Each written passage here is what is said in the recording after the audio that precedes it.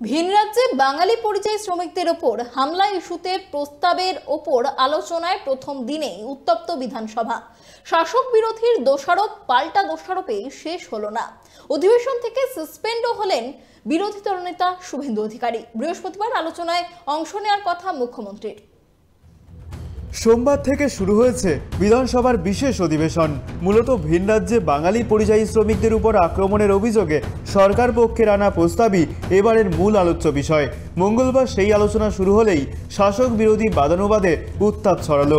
এদিন আলোচনার শুরুতেই পরিষদীয় মন্ত্রী শোভনদেব চট্টোপাধ্যায় প্রসঙ্গক্রমে নবারুণ ভট্টাচার্যের কবিতা পংক্তি "এই জল্লাদের উল্লাস মঞ্চ আমার দেশ নয়" উল্লেখ করে নিশানা করেন বিজেপিকে।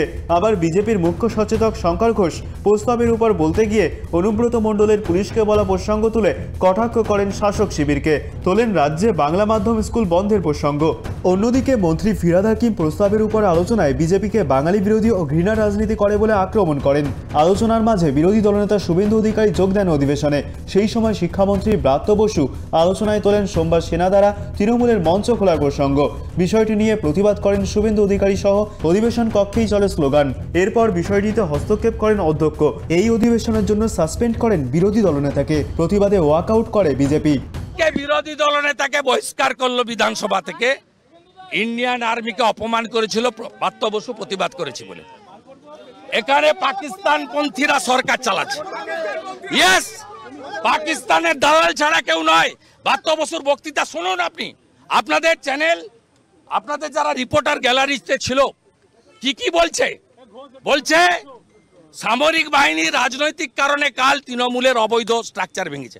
ওরা বৈধ বলছে, ওটা অবৈধ বলছে। বাংলাদেশে যে সামরিক কূ হয়েছিল কালকে সেই রকম সামরিক বাহিনীকে লাগিয়ে দেওয়া হয়েছে। তৃতীয় বলছে মমতা ব্যানার্জিকে দেখে ভয়ে ভারতীয় সেনা পালিয়েছে। এর থেকে দেশ বিরোধী কথা আর হতে পারে না। তৃণমূল হায় হায়, পাকিস্তানের দালাল তৃণমূল হায় হায়। শুভেন্দু অধিকারীর বক্তব্যের পাল্টা জবাব দিতে দেরি করেননি শিক্ষামন্ত্রী ব্রাত্য বসু। পাকিস্তান সেনাবাহিনীর সঙ্গে উনি ভারতীয় সেনাবাহিনীকে একাকার করে দিতে চান, তাহলে উনি হয়তো ডোনাল্ড ট্রাম্প। বৃহস্পতিবার প্রস্তাবের উপর আলোচনায় অংশ নেওয়ার কথা মুখ্যমন্ত্রী মমতা বন্দ্যোপাধ্যায়ের। অন্যদিকে গোটা অধিবেশনে বিরোধী দলনেতাকে সাসপেন্ড ইস্যু নিয়ে ওই দিন প্রতিবাদ জানাতে পারেন বিজেপি বিধায়করা। রাজনৈতিক মহলের একাংশের ব্যাখ্যা, এদিন যা উত্তাপ ছড়ালো তাতে বৃহস্পতিবার আরও সরগরম হতে পারে বিধানসভা।